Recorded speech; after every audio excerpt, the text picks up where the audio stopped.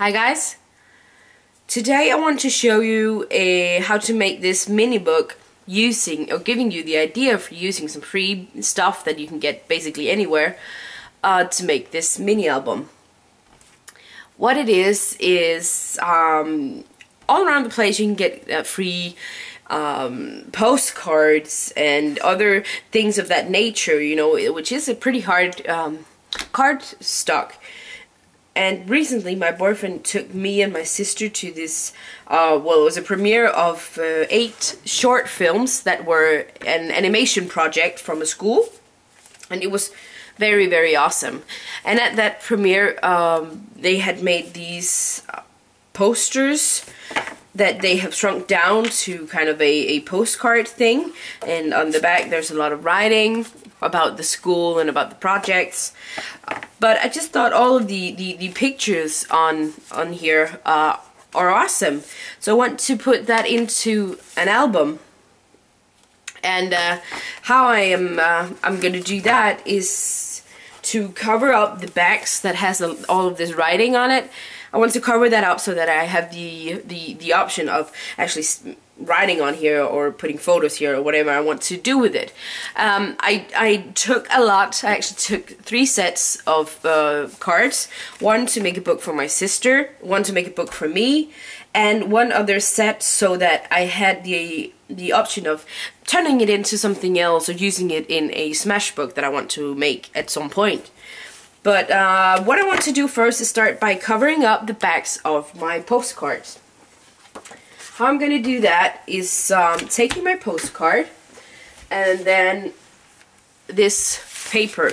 This is a roll of paper that actually I got at IKEA. It costs basically nothing. It's not the thickest piece of paper, and actually when I adhere it on here I can see a little bit of the text in the back, but it's just cheap, so I don't have to waste a lot of expensive paper, because the point of this project is actually to make it cheap and basically free. So this paper is perfect because there's a lot on here and it costs nothing. I want to start off by gluing it on, so I just have to find my stuff. Here's my first piece of card, putting it with the front down. I'm just using some old papers that my boyfriend gets free in the mail, so I just use that as underneath for my adhesive. And I want to use a wet adhesive for this that I'm going to brush on instead of maybe my ATG gun, which could be okay, but I want to make sure that it adheres all the way to the edges and make sure that everything's getting stuck there properly. So I have this is actually bookbinding glue, but use any kind of wet adhesive. And I'm using a foam brush because that's just easier to spread around. Also when I have to do a lot, this is the best way. I am really lathering up my brush and putting my fingers down on the middle of the card, going through to the edges.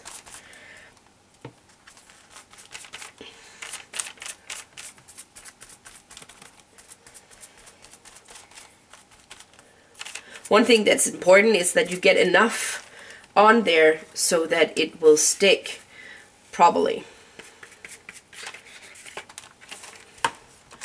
Perfect. Move this out of the way.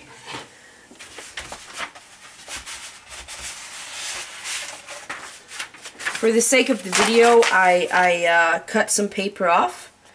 I'm just gonna put it down in here, using my fingers lightly. Then I have a brayer to just roll it on. Ah, good brayer.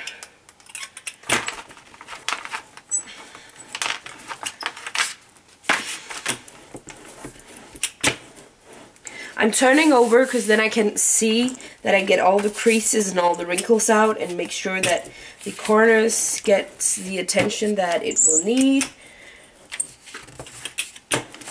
You don't have to use a brayer, you could just use your hands or any other kind of pressing device. Okay. Cut off the excess and put it under pressure. I'm putting it curve up, pressure on top, so that it dries completely flat. So I'll just go ahead and do that with the rest of my cards, and then I'll be back to show you the next step. Ta-da! Here are all of my postcards with the paper on the back. And you know, it's pretty basic or self-explanatory what I have to do now. It's to take a knife and just start cutting around.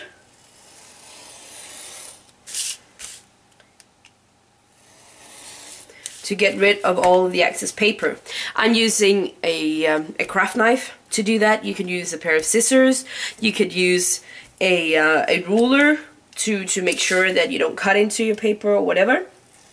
Well, it depends on the material you're using. But I have to go through all of these to get them prepared for the next step. So I'm gonna do that off camera because that's not that interesting to look at. Here are all my cards that I have lined with the white backing. You can kind of tell maybe on camera, I don't know, that there's some writing behind it, but you know, if I start writing on here, you know, that would be the dominating factor, so it doesn't matter. Also, I took some pretty heavy chipboard that I had, that I trimmed to the size of the card so that it gives me a pretty sturdy back for my album. Then what I'm gonna do is present to you all my new machine, the Bind It All. I'm gonna put my setting on here. You can use different settings. If you have the machine, you can read the instructions. But what I essentially is gonna do is put it on settings. That's called, on the setting called D. It's actually called Inner Pages. It's just giving me a stop guide. So if you can see, if I take this back piece here and slide it in, it will automatically stop me. Okay, can you see that? That's because I don't want holes all the way down. I just want at the bottom and at the top, so it leaves a little bit of a middle without the holes. So if I have this stop guide on, it stops me, and then I can punch the holes. Well, actually I could do it. Do it like this. Well, take my arm out here. I have one set of holes. Just flip it over so they're this side. Put it in. Make sure it's flush at the bottom. Punch the holes. And there you go. Can you see that? You get two sets of holes, a middle here, and it's equally spaced from where the first hole is on both sides. So what I want to do is just remember before doing this, make sure that if there is any like these that could go the wrong way, don't punch it like this over here so you have it upside down. Make sure that all of the cards are faced the same way so you know all of your holes are going to be over here. And then I'm just going to take little by little and start punching my holes. Punch once, flip it over like this so I get the opposite side, and there are my holes. And I'm gonna go through the entire stack of these and then we're gonna bind it. Okay, just put this out of the way. Now I've punched all my holes and I can see right through these are punched perfectly. I've just put all those on top of each other and you can just see how good and even all the holes are. So now it's up to me to decide the order of my pages, and then I'm gonna start binding it, and I'll be right back. So the order is set and I have my backing here. I just found this you know, the old wires that you get for the Bind It All, and I just took these out so that I could start measuring out how much I need. You need to match this end of the old wires. I'm just gonna go in a little bit.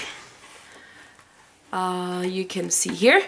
You can see the holes, and what you do is just line up the closed side, you know, the narrow side. There's a narrow side and a wide side. You want to take the narrow side and match it up with your holes. And you can see the last one is right here. So what I'm going to do is just follow along. This was the last one, right here. And what I'm going to do is to cut between this one and this one. So I'm just going to flip it over and cut in the middle. Like so. Just check to be sure. Perfect. You could also just count them, but, well, I don't. Then it's just to assemble my book, and you might have seen this a million times before, but I'm just going to show it just in case. I have the page that I want as my cover. I have the back, you know, the chipboard on the back. And what I'm going to do is just hold it like this, take my back cover, flip it over. Now I don't have anything on my back cover, but if you did, that's why you are flipping it, like you're kind of opening the book backwards. You put that on top, and then you're gonna make sure it's aligned, flip it over again, so you're on the back. Can you see? This is the back, the last page before my chipboard is gonna be, and you're gonna insert your wires. So the narrow sides are gonna go in from the pages. Okay, I'm just gonna show that one more time because I'm not sure that I'm explaining it correctly. I'm going to hold it like this, flip my back cover up and about.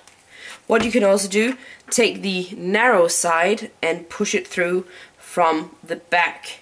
So you want the narrow side to go through the back, from the back, not from the front like this, but from the back. Okay. And what I like to do is just hold it in the wires and shake it. Because if no paper is falling out, I have caught everything. Then I'm going to take my handy dandy measuring guide here. Set it in. Close it until you feel resistance. And then I'm going to put down my wires in between here. And make sure you can feel that it's flush, so it's not crooked down here. You know, these edges gonna be flush on the bottom.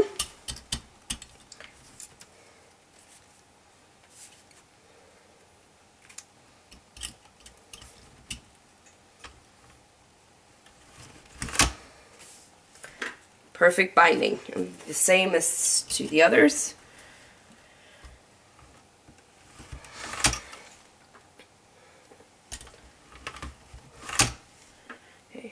To make the perfect binding so they're not crooked, I found that you have to push it in, so make sure it's flush, and just, you know, hold it there.